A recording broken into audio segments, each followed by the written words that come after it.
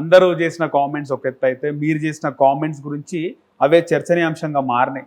అంటే గద్దర్ కుమార్తె కామెంట్ చేసింది ఆ పవన్ కళ్యాణ్ పైన.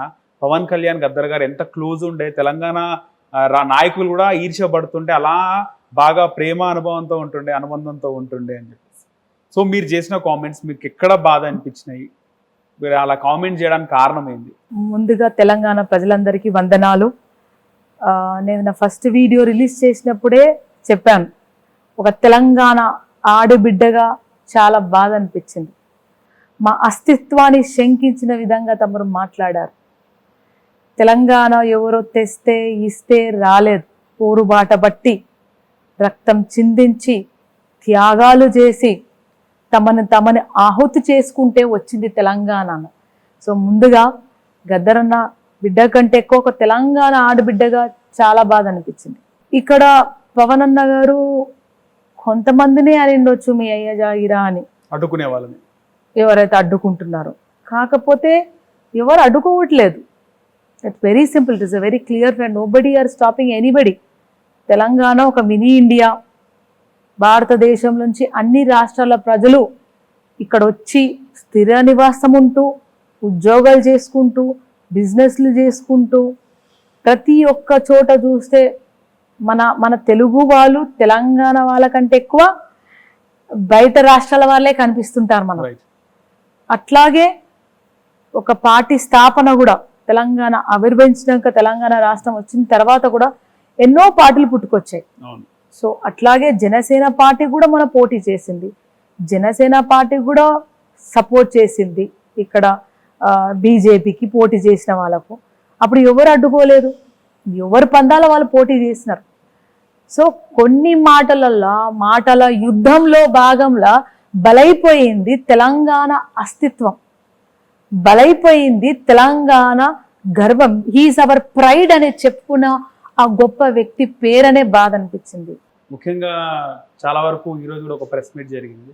అంటే చనిపోయిన వ్యక్తి గురించి మాట్లాడడం ఏంది, ఆయనకు అవి ఇప్పించిన మాట్లాడుతున్నారు. కారు ఇప్పించిన గద్దర్ గారికి అంటే ముఖ్యంగా ఆయన మాట్లాడిన మాటలు కూడా కేవలం తెలంగాణకి నన్ను వ్యతిరేకంగా చూస్తున్నారు, తెలంగాణ వాళ్ళతో నేను చాలా మమేకమైనను. అందులో ప్రముఖులు గద్దర్ గారు ఆయన ఉన్నప్పుడు ఆయనతో ఎవరు బాగున్నారు, ఆయన కష్టాల్లో నేనుండే, ఆయన నాతో షేర్ చేసుకుంటుండే, ఆటోలో తిరగనీకైతే ఇలా తమ్మి అంటే నేను కారు ఇప్పించిన అని ఆ సందర్భానుసారం పవన్ కళ్యాణ్ గారు మాట్లాడారు. సో అది కూడా మీకు బాధ కలిగించుండొచ్చు. ఇలా మాట్లాడుతున్నది పవన్ కళ్యాణ్ మీకు అనిపించవచ్చు. మీకు తెలిసి పవన్ కళ్యాణ్ గారు కారు ఇప్పించినారా?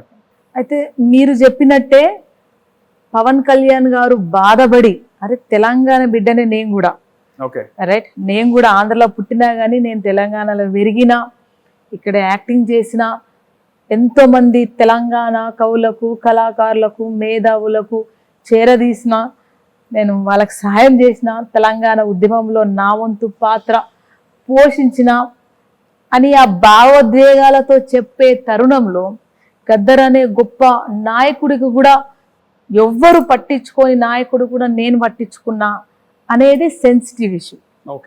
అంటే చెప్పడం ఎలా అయిందంటే, ఇక్కడ సరే నేను చేసిన అనేది ఒక పక్కనైతే, గద్దర్ గారికి నేను తప్ప ఎవడు చేయలేదు, మీరేం బీకిండ్రా లేకుంటే ఎవడ చేసిందా అంటే, తెలంగాణలో ఎంతో మంది గద్దర్ గారిని కాపాడుకున్నారు కదా, తెలంగాణలో గద్దర్ గారిని ఎంతో మంది గౌరవించుకున్నారు.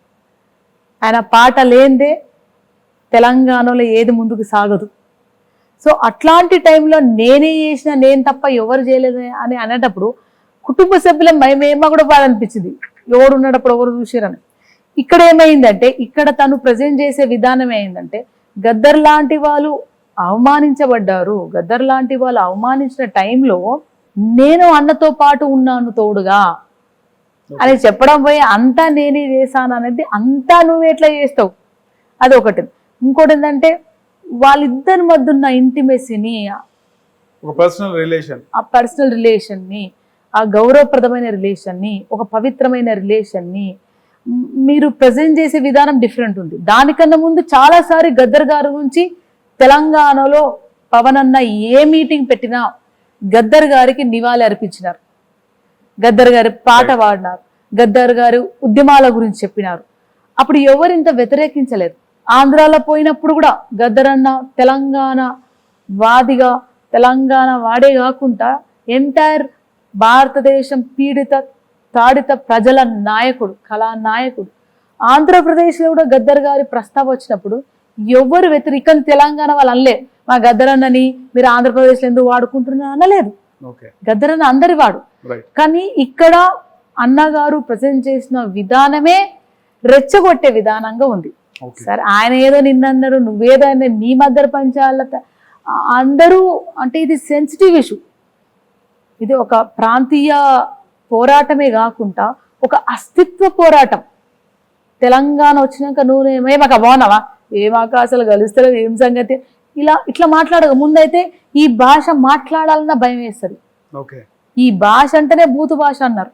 ఏమనుకుంటారో మాట్లాడితే అట్లా అని అర్థమైందా? ఎందుకంటే నేను గవర్నమెంట్ సంస్థలో పనిచేసా. అక్కడ అందరూ తెలంగాణ పిల్లలంతా లాంగ్వేజ్ చాలా మాట్లాడారు. నేనుగానే మాట్లాడదామంట. ఇంకెక్కువ హైదరాబాద్ కాబట్టి హైదరాబాద్ ఇంగ్లీష్ తెలుగు వచ్చేది కాబట్టి బతికిపోయినాం, లేకుంటే ఎప్పుడో తీసి పడేద్దరు అనిపిస్తుంది. సో అటువంటి situation it's very sensitive issue, చాలా సున్నితమైన ఇష్యూ. అది నువ్వు ఎవరినన్నా సరే నీ అయ్య జాగిరాన వారికి కొంచెం బాధ అనిపించింది. అందుకే మీరు గద్దర్ గారికి చాలా వేదికల మీద ప్రస్తావించినా, ఆంధ్రప్రదేశ్లో పోయి ప్రస్తావించినా సరే దాన్ని ఎవరు వ్యతిరేకించలేరు. మీరు అదే గద్దర్ గారి గురించి డిఫరెంట్ వేలో ప్రస్తావించే వారికి అక్కడ ఒక అస్తిత్వ పోరాటానికి, త్యాగాలు చేసిన పోరాటానికి ఆయననంటే మమ్మల్ని అన్నట్టే అని ప్రతి ఒక్కరు ఫీల్ అయ్యారు. సో ముఖ్యంగా గద్దర్ గారిని ఎప్పటి నుంచో చూస్తున్నాము. అంటే చాలా సార్లు కొన్ని సంవత్సరాల తెలంగాణ రాకముందు చూసినా కూడా ఆయన ఎంబడి ఒక గన్ మ్యాన్ వెహికల్ అనేది మేము చూస్తూ ఉన్నాం. అప్పటికి పవన్ కళ్యాణ్ గారు గద్దర్ గారికి పరిచయమా, వచ్చిండా లేదా తెలియదు. మీకు తెలిసి ఎప్పటి నుంచి పవన్ కళ్యాణ్ గద్దర్ గారి దగ్గరికి రావడం, మాట్లాడడం ఇవన్నీ చూస్తున్నారు? నాకు తెలిసి తెలంగాణ ఉద్యమం ముందు నుంచే నాన్నగారు పవన్ గారిని కలిసారని మేము విన్నాము. అంటే పార్టీ పెట్టక ముందే కలిసారు, ఒక 2 సార్లు కలిసారని విన్నాము. కాకపోతే పెద్దగా ఆయన మాకు పర్సనల్గా ఏం చెప్పేవాళ్ళు గారు, ఎవరైనా మాట్లాడుకుంటూ విన్నాం. తర్వాత గత ఈ 5 ఏళ్లలో ఆఫ్టర్ కోవిడ్ తర్వాత ఎక్కువ చిన్న ఛానల్స్ కి ఇంటర్వ్యూ, యూట్యూబ్ ఛానల్స్ ఎక్కువ అయిపోయినప్పుడు అప్పుడు మాట్లాడినప్పుడు గద్దర్ గారు పవన్ కళ్యాణ్ అన్నగారితో ఉన్న తన అనుబంధాన్ని ప్రకటించుకున్నారు, చెప్పడం. అప్పుడు నాన్నకు పవన్ అన్నగారు అంటే అంత ఇష్టము, అంత క్లోజా ఉండొచ్చేమో అని చెప్పి మేము అనుకున్నాం. కానీ ప్రత్యక్షంగా మేము ఆయన అడగలేదు, ఆయన మాకు చెప్పలేదు. అట్లాగే పవన్ అన్న గారు కూడా ప్రతి వేదిక మీద గద్దరన్నను స్మరించుకుంటూ గద్దరన్న త్యాగాలని, ఆయన పాటని, ఆయన పోరాట పటిమని ప్రజల్లోకి మరొకసారి చేసిన అన్నగారు కూడా అంటే కూడా నానంటే కూడా అన్నకి ఇష్టం అనేది చెప్పి అట్లా మాకే కాదు సామాన్య ప్రజలందరికీ అది అర్థమైంది. కానీ ఆ ఇంటిమెస్సీని, మీ మధ్యలో ఉన్న ఇంటిమెస్సీని ఈ విధంగా బహిర్గతం చేస్తారని ఎవరు అనుకోలేదు. ఇంకా అందరూ ఏమంటారంటే తెలంగాణ మా దగ్గర దీదరు ఎందుకు అడుగుతారు, మా గద్దరని అడుగుతానే సీఎం పోస్టే ఇచ్చేస్తారు ప్రజలంతా అని ఆ ఉద్దేశంలో ప్రజలు ఫీల్ అవుతున్నారని నేను అనుకుంటున్నాను.